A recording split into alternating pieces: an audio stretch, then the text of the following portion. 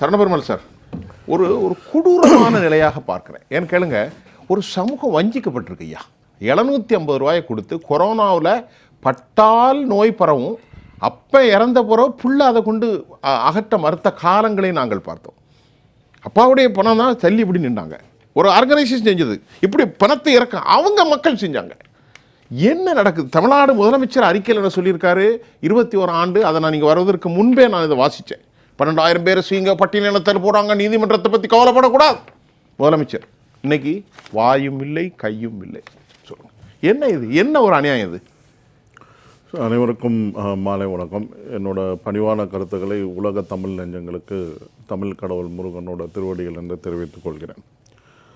அதாவது இந்த நிலைமை அப்படின்னு பார்த்தீங்கன்னா, நம்மளுடைய துப்புரவு தொழிலாளர்களை பணி நிரந்தரம் செய்யாமல் கிட்டத்தட்ட 15 வருஷத்துக்கு மேலே அவங்க பணியாற்றி கொண்டு இருக்கிறார்கள். இவங்களுடைய போராட்டம் என்றது தொடர்ச்சியாக இருக்குது. ஆனால் பணிகள் தோய்வு இல்லாமல் தான் இருக்குது. இவங்க செய்கிற வேலை தோய்வே கிடையாது. அதாவது அவங்க கொடுக்குற டைமிங் பார்த்தீங்கன்னா காலையில் 5:30 மணிலேருந்து 1 மணி 1:30 மணி 2 மணி ஆனாலும் நான் பார்த்துருக்கேன். எங்களோட பகுதி எங்கேயும் போக மாட்டாங்களே. அந்த வேலையை கரெக்டாக ரிப்போர்ட் பண்ணி இப்போ எல்லாமே ஃபோட்டோ ரெக்கார்ட் பண்ண ஆரம்பிச்சிட்டாங்க. ரெக்கார்ட் பண்ணுறாங்க. ஸோ அதெல்லாம் அந்த ரெக்கார்டிங்லாம் இருக்கிறதுனால கரெக்டாக அவங்க அந்த நேரத்தை குறிட்டு, அது இல்லாமல் நைட்டில் பெருக்கிறாங்க. நான் பார்க்குறேன் பெண்கள் அது தெருநாயெல்லாம் துரத்துறக்கூடிய சூழ்நிலையில வேலை செய்கிறாங்க இன்ஸ்டன்ஸில். அதாவது ரொம்ப அவல நிலை, மானத்துக்கு ஆபத்து, என்ன வேணா நடக்கலாம். ரவுடி பையில குடிச்சிட்டு வருவான். ஆமா, எல்லாம் நடக்கல. மாதிரியான ஒரு சூழ்நிலையில, இந்த மாதிரியான ஒரு சூழ்நிலையில இல்லை நம்ம இப்போ குறிப்பிட்டு நம்ம வீட்டுக்குள்ளே இருக்கிற பெண்களை இந்த மாதிரியான ஒரு அவல நிலைக்கு அனுப்புவோம்னா அனுப்ப மாட்டோம். இந்த மாதிரியான ஒரு வேலைக்கு இரவு நேரத்தில் அவங்க தோய்வு இல்லாமல் பணி செய்கிறாங்க.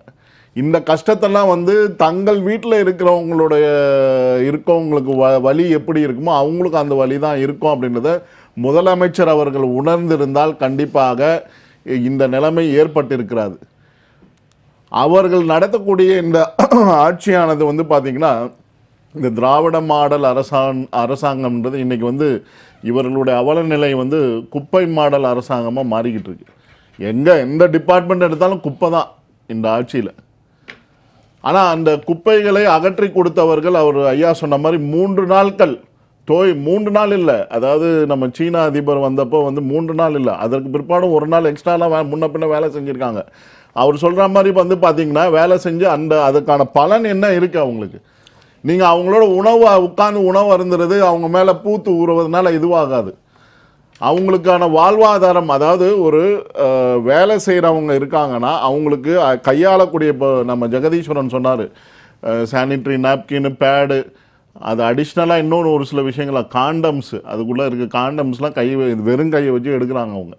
இதெல்லாம் என்ன அவல நிலை அப்படின்னு நீங்கள் பார்த்தீங்கன்னா, நம்ம எடுப்போமா, நம்மளே கை வைக்க மாட்டோம் நம்மளுடைய இதில் கழிவில். அந்த மாதிரியான அவல நிலையில் அவங்க இருக்கக்கூடிய சூழ்நிலை அவங்களுக்கு கண்டிப்பாக ஒரு காலகட்டத்துக்கு பிற்பாடு கொடிய வியாதிகள் தாக்கக்கூடிய வாய்ப்புகள் இருக்குது. ஏன்னா எங்களோட பகுதியில் தான், கொடுங்கூர் பகுதியில் தான் அந்த குப்பைகள் கொட்டப்படுகிறது. நாங்கள் எங்கள் தெருவில் பார்த்திங்கன்னா அந்த வண்டி போச்சுன்னா அந்த நாத்தம் தாங்க முடியாது. ஒரு வெஹிக்கிள் கிராஸ் ஆகி ஒரு கிட்டத்தட்ட ஒரு 5 நிமிடத்துக்கு அந்த வாடை அப்படியே இருக்கும். அப்போனா எங்கள் பகுதியில் இருக்க மக்கள், அந்த கண்ணதாசன் நகர் அந்த பகுதியில் இருக்க மக்கள்லாம் என்ன சொல்கிறாங்கன்னா, ஒரு குறிப்பிட்ட நேரத்துக்கு அப்புறம் அவங்க ஒரு கேஸ் வாயு வருது, பல பேருக்கு அங்கே புற்றுநோய் உருவாகி இருக்கிறத சொல்கிறாங்க. ஆனால் இது ஆதாரபூர்வமாக நிரூபிக்கிறதுக்கு அரசாங்கம் தயாராக இல்லை, அதுக்கான ரெக்கார்டும் இல்லை. ஆனால் பார்த்திங்கன்னா நீங்கள் அவர் சொன்னார் பாருங்கள், பயோமைன் கேடிஎம் என்ற கோட்பாட்டில் ஏதோ ஒரு கம்பெனிக்கு கொண்டு போய் கொடுக்க போகிறாங்க கான்ட்ராக்டை. அதில் நீங்கள் சொல்கிற மாதிரி இந்த காட்டுகளை உருவாக்குறோம், அங்கே இந்த மக்களெல்லாம் அங்கே குடியமர்த்தி அவங்கள சிறப்பு செஞ்சிடும் அப்படின்ற மாதிரிலாம் ஒரு மாய பிம்பத்தை உருவாக்குறாரு. சப்பக்கட்டு கட்டுறது. ஏன்னா அவர் அந்த ஜொலிச்சாலும் தெரியும் பயோ வைக்கிறோம் தெரியாத பயோன்னு பெருசாக இருக்கும் போல, அதுவும் காரணமாக தான்.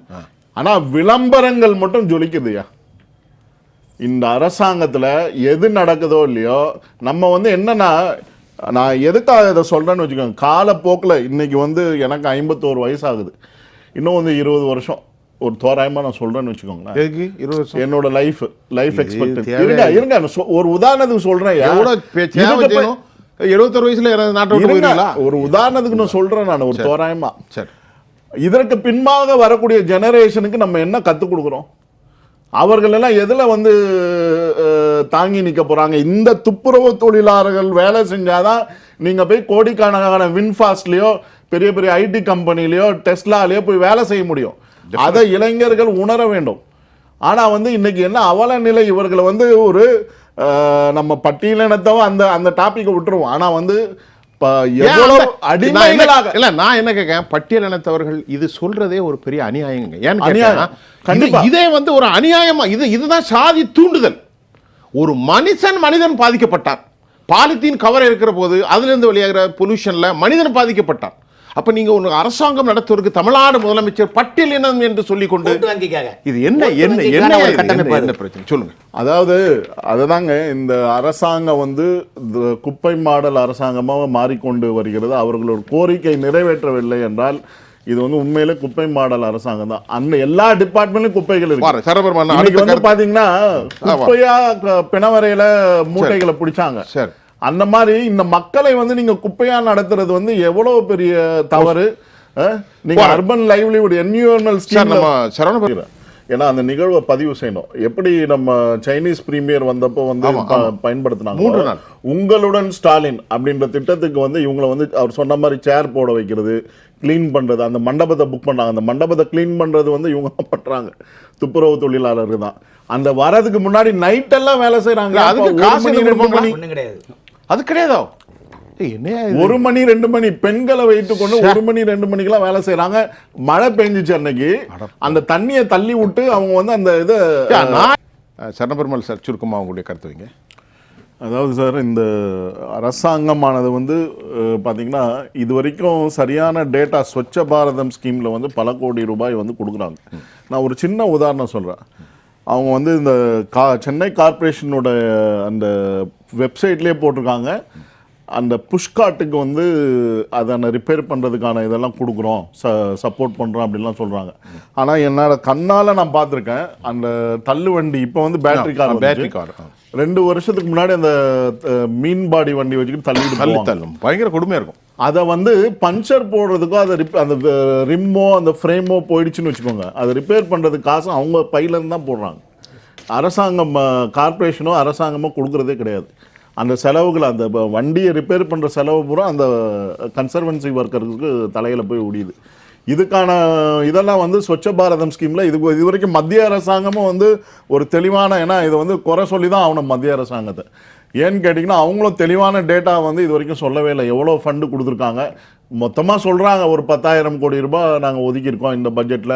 எவ்வளோ ஒதுக்குறது சரி, எவ்வளோ வந்து, ஆனால் எவ்வளோ வந்திருக்கு, எவ்வளோ செலவு பண்ணியிருக்காங்க, தெளிவான டேட்டாவே இது வரைக்கும். இப்போ நாம என்ன செய்வோம், மத்திய அரசு அதிகாரிகள்கிட்ட கேட்டு அதை ஒரு நாள் நிகழ்ச்சியை நடத்தி சுரேஷை கூப்பிட்டுருவோம். அதுதான் அந்த பட்ஜெட் அறிவிக்கிறாங்க சென்னை கார்பரேஷன்ல. ஸ்வச்ச பாரதத்திலேருந்து இந்த மாதிரியான ஸ்கீமுக்கு எவ்வளோ ஒதுக்கியிருக்காங்க அப்படின்றது தெளிவான டேட்டா இல்லை. ஒரு 5 செகண்ட் சொல்லுங்க. அதாவது இதே முதலமைச்சர் தான் வந்து மேயரா இருக்கும்போது சொன்னாரு, சென்னையை வந்து நான் சிங்கப்பூரா மாத்தி காமிப்பேன். சிங்கப்பூர் எப்ப மாறும்? இந்த தூய்மை பணியாளர்கள் சிறப்படைந்தால்தான் சிங்கப்பூரா மாறும். நீங்க சிங்கப்பூரை போய் பார்த்திருக்கீங்களா? சிங்கப்பூருக்கு போனாரு FDA கேட்டு, அப்போ போய் பார்த்தாரா? அங்க இருக்க தூய்மை பணியாளர்கள் பார்வையிட்டாரா? அல்ல, அருமையான பாயிண்ட் சரணபெருமாள். இவர்கள் இல்லவென்றால் சிங்கப்பூர் எங்க வரும்? கண்டிப்பா கிடையாது. வேணா கொஞ்சம் மாறி இருக்கும்.